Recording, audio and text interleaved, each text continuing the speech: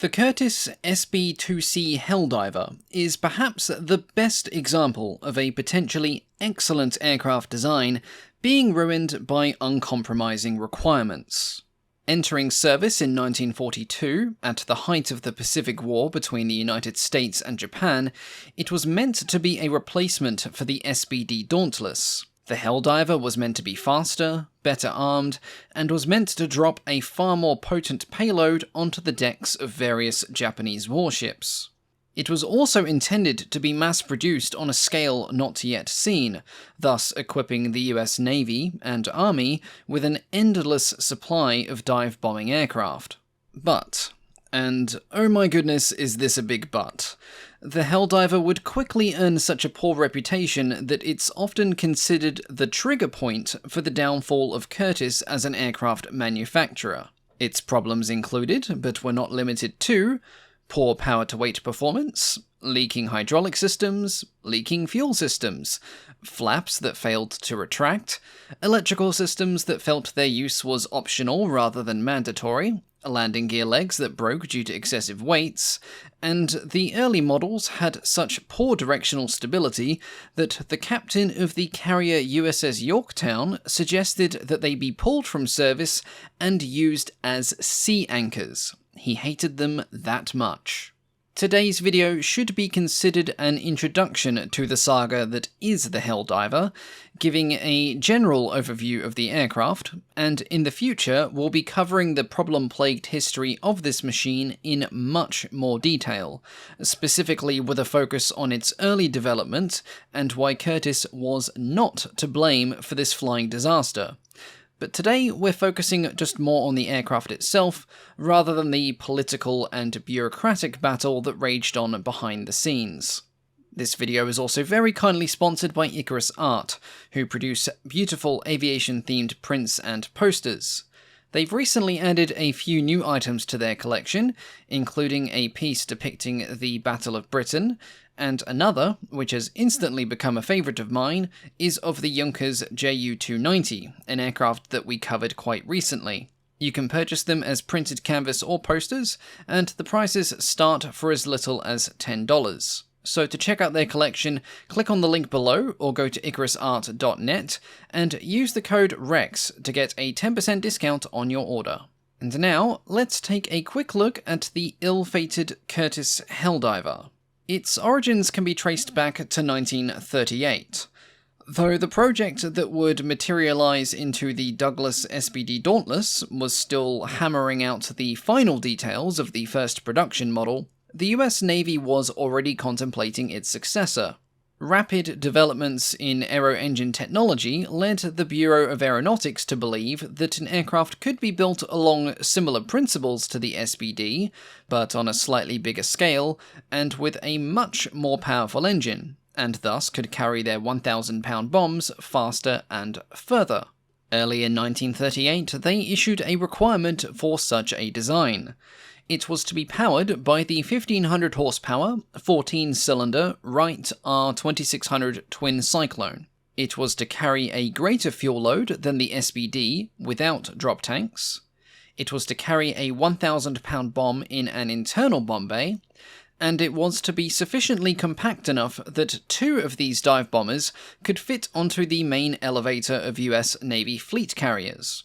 This final requirement is where everything went wrong, because the US Navy was asking manufacturers to build an aircraft with greater internal capacity than any built before, whilst also limiting the maximum external dimensions, which, as many can appreciate, is something of a contradictory set of requirements. Specifically, this would have an impact on the overall length of any aircraft designed, and as such, Curtiss engineer Ray Blaylock was forced to submit a proposal for an especially short and broad aircraft, one that already looked a little unstable, that the Navy then ordered as the prototype SB2C-1 in May of 1939. As originally planned, it was a two-seat monoplane dive bomber. One of its most innovative features was an extensive hydraulic system, which would operate the landing gear, flaps, bomb bay, and the wing folding mechanisms, obviously with a manual backup as well. Armament would consist of 2 forward-firing 50-caliber machine guns mounted in the nose, and 2 30-caliber machine guns were mounted on a ring in a similar fashion to those found on the SPD Dauntless. Airframe construction was metal, of course, the fuselage being a semi-monocoque, the wings built up on 2 spars in 4 sections, and everything bar the control surfaces had a stressed metal skin.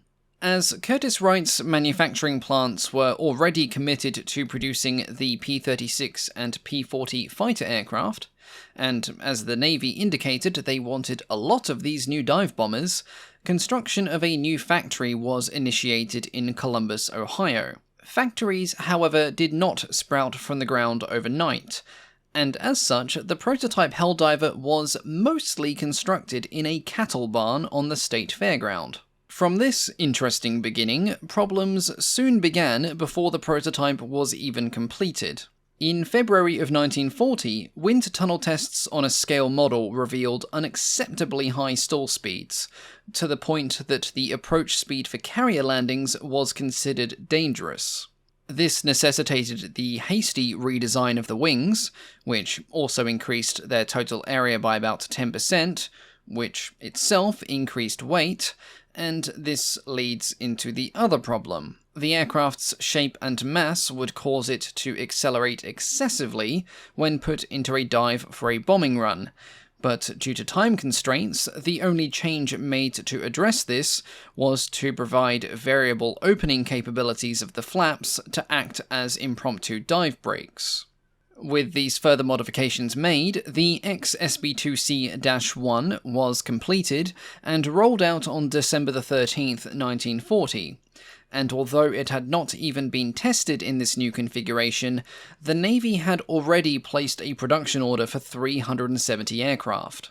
Said order would not be completed for some time though, as the prototype experienced a truly calamitous testing program. From its first flight on December 18th, it was apparent to everyone that the SB2C had some serious stability problems. The low speed characteristics, as predicted by wind tunnel tests, were questionable at best, and downright dangerous at worst. It had horrible stability in the yaw axis, and only marginal stability in pitch. And then there was the engine.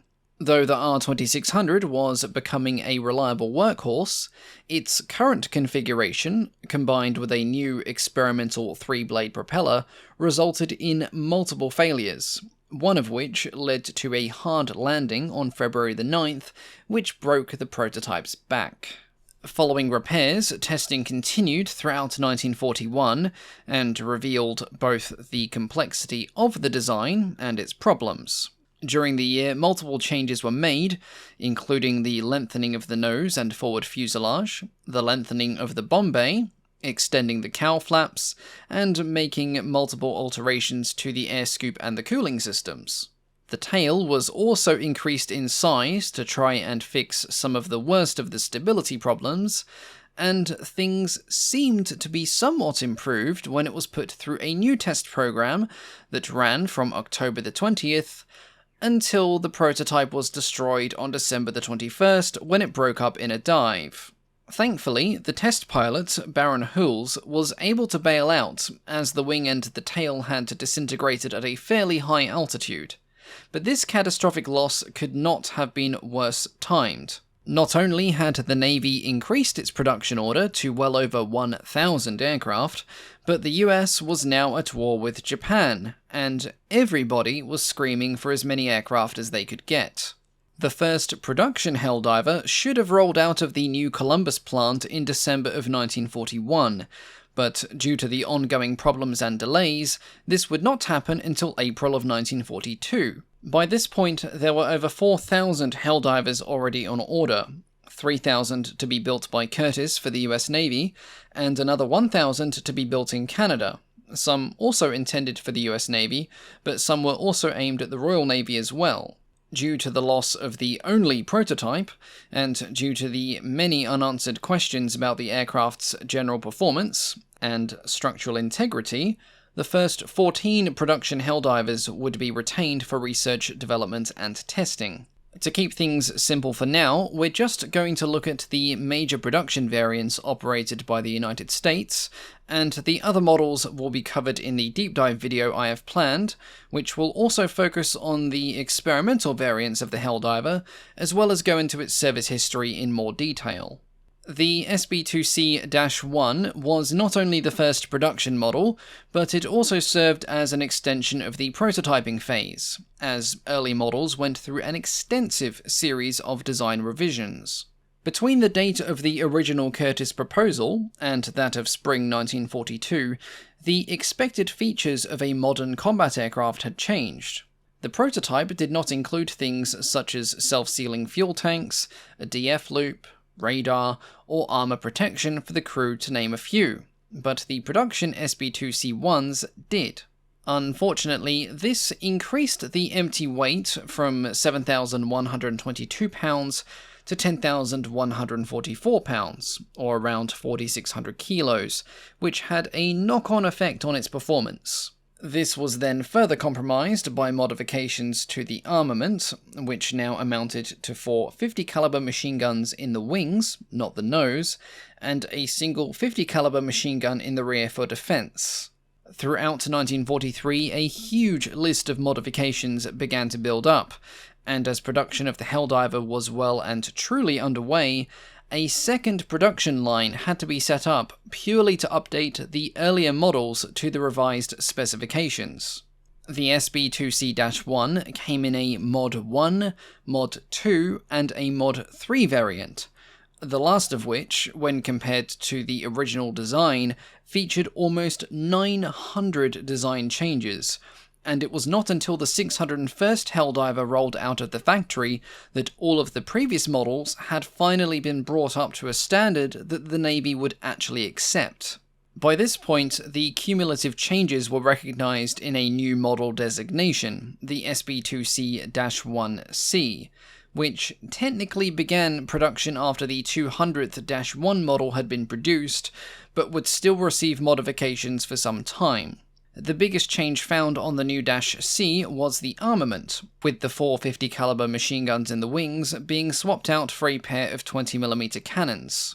The -1C would become the main production version of this initial series, with approximately 778 being built before things switched over to the -3 variant. The -1C was the first Helldiver to go to sea aboard a carrier as an active unit, with VB4 and VB6 working up with the type aboard USS Yorktown in May of 1943. By this point, the Helldiver already had a poor reputation, and it was often referred to as the Big-Tailed Beast, or simply as the Beast, and some claimed that its designation of SB2C stood for Son of a Bitch Second Class. There were, in fact, several other more imaginative and less delicate names for the Helldiver as well, but I will talk about those later.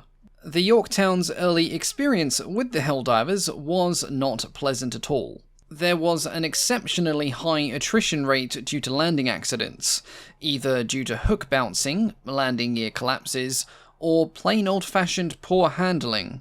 The situation became so poor that, near the end of the working up period, with deployment to the front looming, the Yorktown elected to swap back to the older SBD Dauntless, with its crews believing that they needed much more time to get to grips with this new and recalcitrant dive bomber.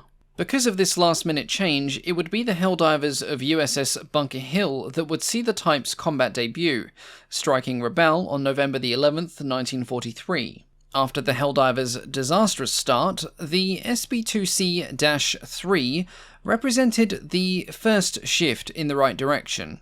Even with all the improvements, the -1C models still had their problems. They were still difficult to control at low speeds, which led to numerous takeoff and landing accidents. They could not be put into a clean dive, as they encountered extreme tail buffeting, which led to a fatal loss of control, and then a high-speed plunge into either the ground, the ocean, or the deck of a Japanese warship, and they still suffered from the occasional mechanical problems, specifically hydraulic leaks and engine trouble.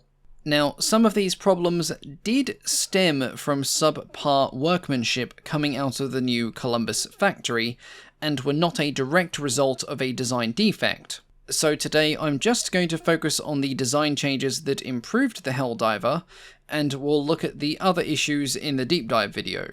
The biggest improvement found in the Dash 3 was an upgrade in the power plant, as it was felt that the Dash 1C was underpowered. The R2600-20 version of the twin cyclone was installed, and producing a healthy 1900 horsepower, driving a 4-blade propeller, it made for a huge improvement. Not only did the top speed increase from 281 to 294 miles an hour, or 473 kilometers an hour, but the added power gave pilots a bit more wiggle room when it came to carrier landings.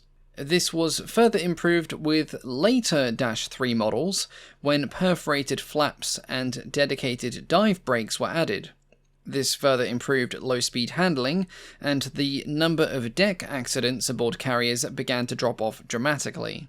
Approximately 1,112 Dash 3 models were built by Curtiss, plus another 413 SBW3s and 150 SBF3s were built by manufacturers in Canada, before things moved on to the SB2C-4.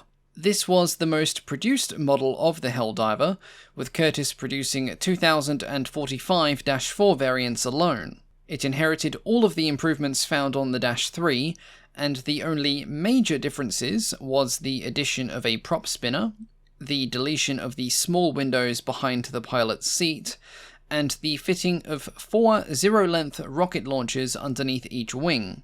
Some Dash 4s were also equipped with airborne search radar, and these were known as the SB2C-4E. By this time it was late 1944, and although the Helldiver was finally performing well, indeed performing exceptionally well after roughly 1,000 modifications to the original design spec, the role of the dedicated dive bomber was becoming rapidly obsolete. The latest generation of carrier-borne fighter aircraft were able to carry the same amount of ordnance, up to 2,000 pounds of bombs, from the same carriers, and at a higher speed.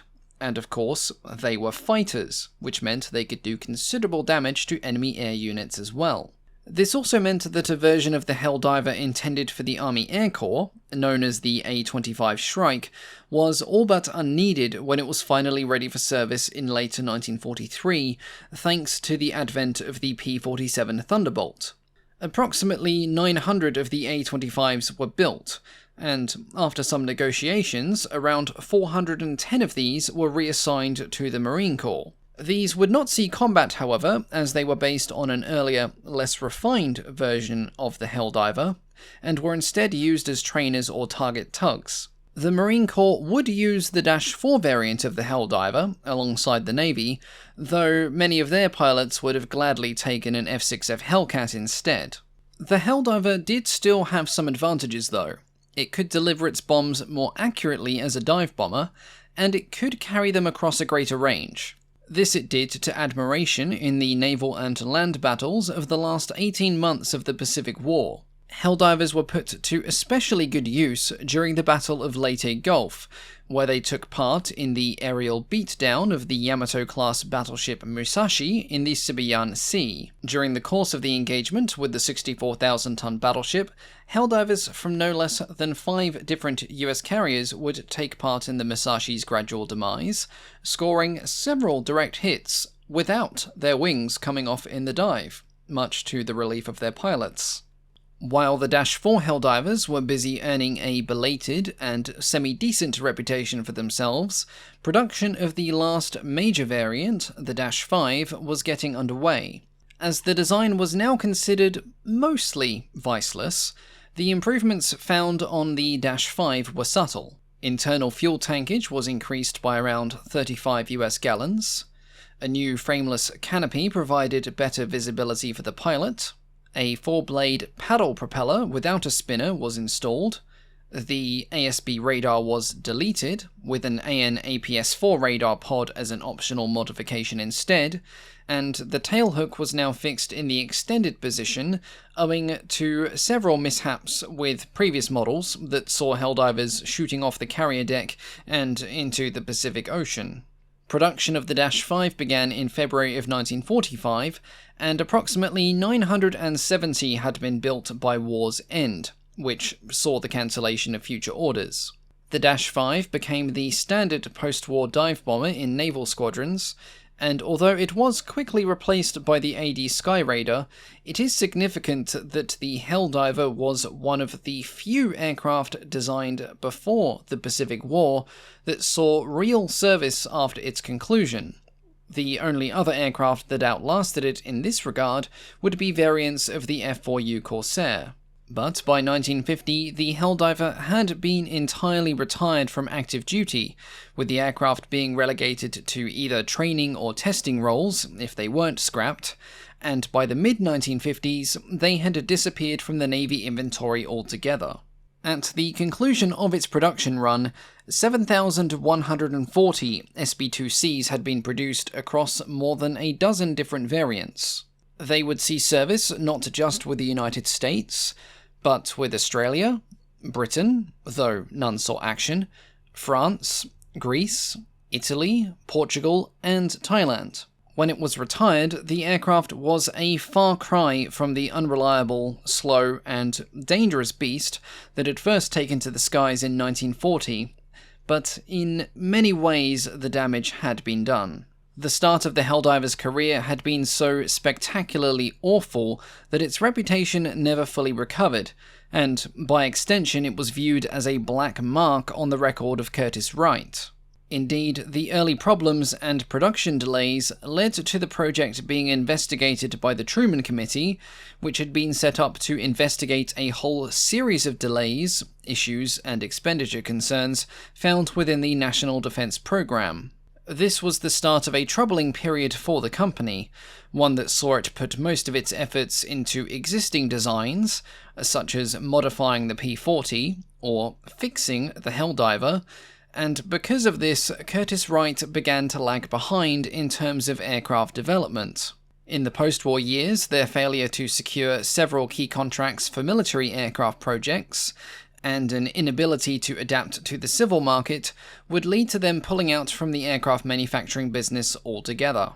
How much influence the Helldiver had on this fate is still up for debate, but it certainly had an impact. Unfortunately, this does nothing to improve its reputation, which is a bit of a shame as once the 1,000-odd kinks had been worked out, the SB2C became a pretty decent dive bomber. It fought in a multitude of creditable actions, contributed to the sinking of a large amount of Japanese tonnage, and it even saw some post-war action with foreign operators. Had the Navy started with a more flexible design requirement from the outset, the future of the Helldiver, and perhaps Curtiss Wright, could have been very different. All of this and more will be explored in a deep dive video that I'm gradually working on. It's going to be pretty in-depth, covering the full saga of its early development problems, looking at the Truman Committee itself, the Helldiver's wartime service, foreign use, and some interesting experimental programs, including attempts to convert it into a torpedo bomber. But that is a much longer video for another day. As always, thank you all so much for watching, and a big thank you, of course, to the Patreon supporters. I will update all of these details upon my return next month.